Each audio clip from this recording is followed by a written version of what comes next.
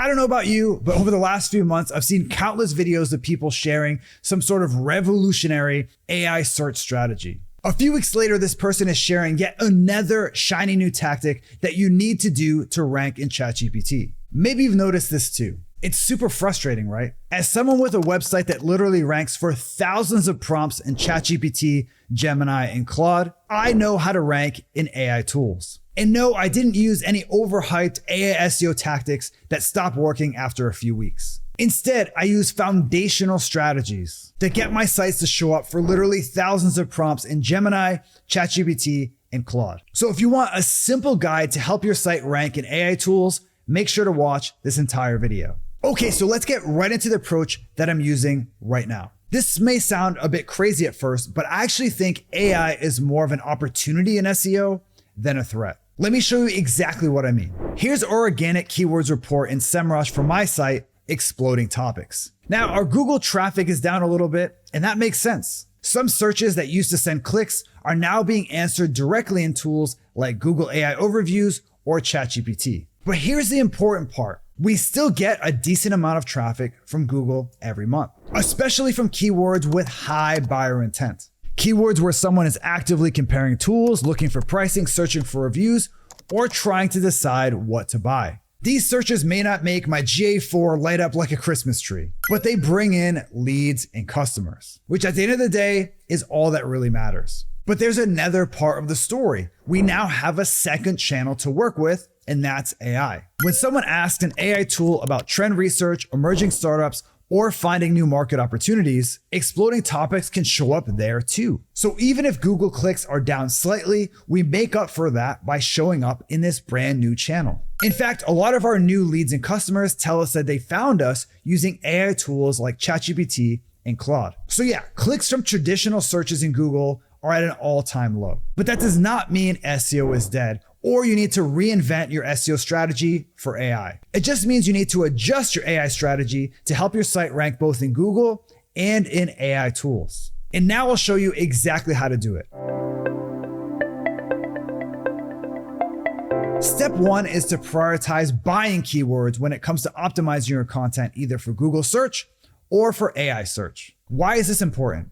AI tools are really good at answering informational searches. Things like, what is email marketing? How does SEO work? What is a CRM? Now, having content optimized around these keywords can still be valuable. And we actually perform fairly well in AI tools thanks partly to informational keywords. But these types of keywords aren't where I'm putting a lot of my effort right now. Instead, I'm really focused on searches with high buyer intent. In our case, for Exploding Topics, these are searches like best trend forecasting tools, Exploding Topics alternatives, or market research software. These are the type of keywords that people use when they're doing deep dive research. So they tend to click on sources a lot more often. Plus, people using these searches are usually closer to buying. To be clear, informational content still has its place when it comes to traditional SEO and AI SEO. It can help you build topical authority, earn links, and give AI tools more context around your brand. That's why we still publish it.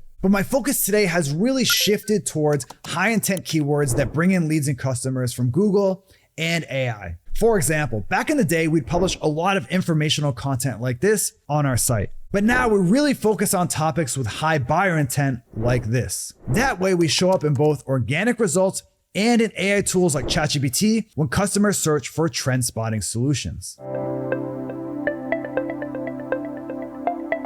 Step two is to make sure your content is easy for AI to understand and cite. And this doesn't mean using any weird AI SEO hacks. In fact, Google's own guidance says traditional SEO still matters for AI search because AI features rely on Google search's quality and ranking systems. And in general, Google recommends unique, helpful, well-organized content with real value. And in my own experience, I've found that sites that tend to perform best in Google also perform well in AI tools like ChatGPT. The main thing I really keep in mind when it comes to optimizing my content for AI is chunking. Specifically, you want to chunk your content so each section answers a key question. In fact, you want to sort of treat every section of your site like a mini article. So instead of using a vague subheading like step 2, use something more like a title, like this real life example from my site. How to manage seasonal inventory, a step-by-step process. See how that subheading could be the title of an actual article? That's exactly what you want to do. Second, you want to provide an answer right underneath the heading immediately. So basically provide 1 or 2 direct answers before getting into the details. Here's a great example of this being done at Exploding Topics. Third, you want to add proof under the answer. That could be data, screenshots, examples, pricing, pros and cons, or expert input. Here's a real-life example of this being done. So a good chunking strategy looks like this: detailed subheading, direct answer, then supporting proof. This structure makes your page easy to scan for readers and easy for search and AI systems to pull from. Step 3 is to build entity authority around your brand.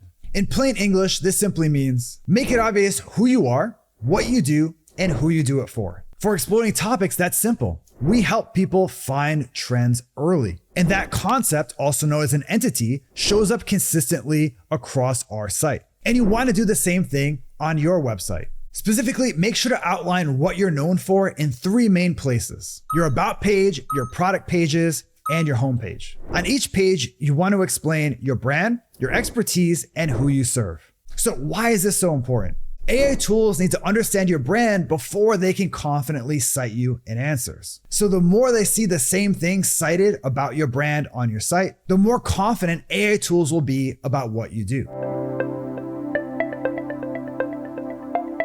Your last step is to get mentions beyond your own website, because AI tools depend a lot on what other third-party websites say about you.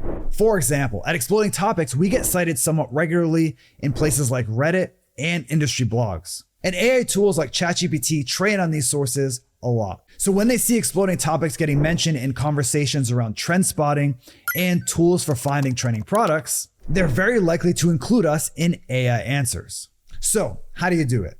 The strategy that's worked best for us is publishing unique data to get mentions on third-party sites. Now, this is where our brand, Exploding Topics, has a natural advantage. We track emerging trends. So instead of our pitch to a third-party site being, please mention our product, we pitch something useful for that site. Like, here are the fastest growing AI startups this quarter. That gives journalists, bloggers, newsletter writers, and YouTubers something they can easily cite from our brand. In fact, because we publish so much original data, we typically get dozens of these mentions every month. These mentions build authority for traditional SEO, and they give AI tools third-party evidence that your brand is a trusted source. So there you have it, a simple guide that helps you optimize your site for Google and AI tools. If you found this video helpful, make sure to subscribe to the Semrush YouTube channel.